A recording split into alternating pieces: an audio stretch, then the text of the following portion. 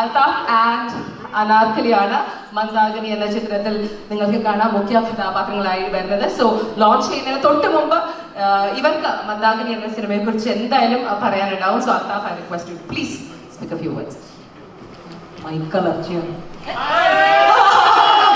ഇന്ന് പറ്റില്ല, സോറി. ഇല്ല, എനിക്ക് ആഗ്രഹമുള്ളൊരു സഞ്ജുവേട്ടന് കാശ് തിരിച്ചിടണം, വിനോദിന് അടുത്ത പടം ചെയ്യാൻ പറ്റണം, അത്രേ ഉള്ളൂ. പിന്നെ അനാർക്കലിനെ ഞാൻ ഹ്യൂമർ പഠിപ്പിച്ചിട്ടുണ്ട്, അങ്ങനത്തെ പടങ്ങളായിരിക്കും ചെയ്യാൻ പോവാ.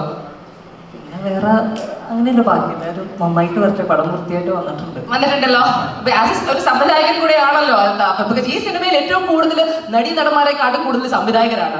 അതെന്താണെന്ന് എനിക്കൊരു ഐഡിയ ഇല്ല, അതെന്താണ് കാരണം ഞാൻ അവിടുത്തെ ചോദിക്കാം. പക്ഷെ നിങ്ങളുടെ എല്ലാവരുടെയും ഒരു ഇൻപുട്ടും ഒരു സഹായവും ഇതിന് വന്നിട്ടുണ്ടാവും എന്ന് തോന്നുന്നു. പിന്നെ ഒരു ഔട്ട് ആൻഡ് ഔട്ട് കോമഡി ചിത്രമാണ്, ഫൺ ഹ്യൂമർ ചിത്രമാണ്, അങ്ങനെ തന്നെ പറയില്ലേ അൽതാഫ് അല്ലേ? പക്ഷെ ഇയാൾ ലൈഫ് ഇത്രയും സീരിയസ് ആണോ?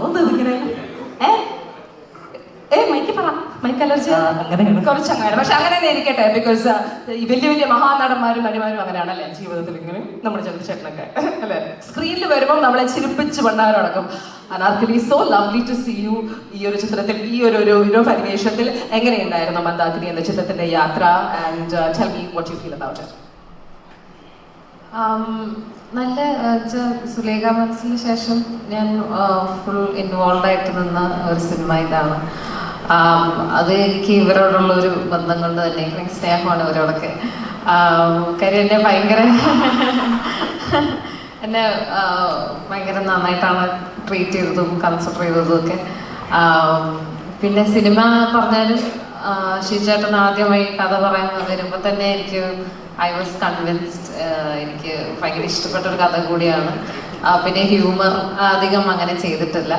സോ ഞാൻ വിചാരിച്ചു എങ്ങനെയുണ്ടായിരുന്നു ഹ്യൂമർ അൽതാഫ് പഠിപ്പിച്ച ശേഷം വർക്ക്ഔട്ട് ചെയ്യാൻ? എങ്ങനെയാണ് ഹ്യൂമർ ചിത്രം പൊതുവെ ചെയ്യാൻ അത്ര ഈസി അല്ലാന്ന് ഇങ്ങനെ പണ്ട് കുറെ കാലമായിട്ട് കേൾക്കണോ? ബട്ട് എങ്ങനെ പുൾ ഓഫ് ചെയ്തു? How was it? അല്ല, അത് എന്റെ പെർഫോമൻസ് കൊണ്ടാണ്, അതിൽ കഥയുടെ ഒരു പോക്കിൽ ഹ്യൂമർ ഉണ്ടായിരുന്നു. അത് ഇപ്പൊ ഞാൻ ഇപ്പം വലിയ അഹങ്കാരം പറഞ്ഞാൽ ശരിയാവില്ലല്ലോ. ഇപ്പൊ പുതിയ സിനിമയ്ക്ക് മുമ്പ് കുറച്ച് അഹങ്കാരം വേണമെന്നാണ് അല്ലേ? ഇല്ല, എനിക്ക് പേടിയാ. ശരിയാ, നമുക്ക് അൽതാഫ് ബാലൻസ് ചെയ്തോളൂ മിണ്ടാതെ. എനിവേ, മന്ദാകിനി എന്ന ചിത്രത്തിന്റെ ഒഫീഷ്യൽ ട്രെയിലർ ലോഞ്ചിന് വേണ്ടി പ്രൊഡ്യൂസറിനെയും ഡയറക്ടറിനെയും ഞാൻ അടുത്തേക്കൊന്ന് സ്വാഗതം ചെയ്തോട്ടെ. ഒരുമിച്ച് നിങ്ങൾക്ക് നിൽക്കാം.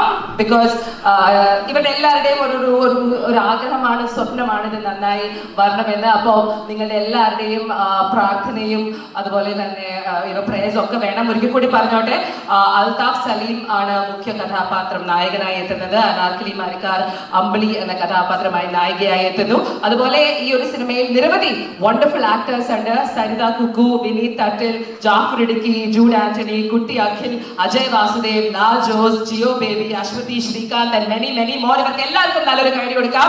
ഇവരുടെ എല്ലാവരുടെയും വലിയൊരു കോൺട്രിബ്യൂഷൻ ഈ സിനിമയുടെ സക്സസിൽ ഉണ്ടാവും. അതുപോലെ തന്നെ ഈ സിനിമയുടെ story we know that it is by Shiju M Bhaskar. Shiju തന്നെയാണ് ഇതിന്റെ DOP ആയി എത്തുന്നത്. അത് എഴുതിയിരിക്കുന്നതും സംവിധാനം ചെയ്തിരിക്കുന്നതും വിനോദ് ലീലയാണ്. സംഗീതം ചെയ്തിരിക്കുന്നത് ബിബിൻ അശോക് ആണ്. Editor Sheril, production control Shihab Vennala, sound ഡിസൈനറായി എത്തിയിരിക്കുന്നത് രംഗനാഥ് രവിയാണ്. Makeup Manu Mohan, art department Sunil Kumaran. We've got the lovely sound